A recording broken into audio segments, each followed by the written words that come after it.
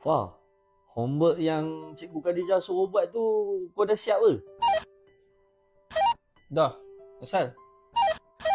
Share dekat aku sikit, dekat gambar aku nak check lah, takut salah buat.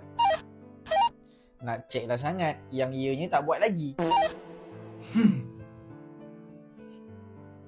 Alah, tolonglah kawan-kawan.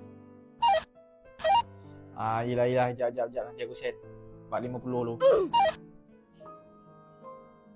Kerja sekolah matematik kau dah siap ke? Aku dah siapkan awal. Meh pinjam jap. Aku nak tiru lah satu apa tak buat ni.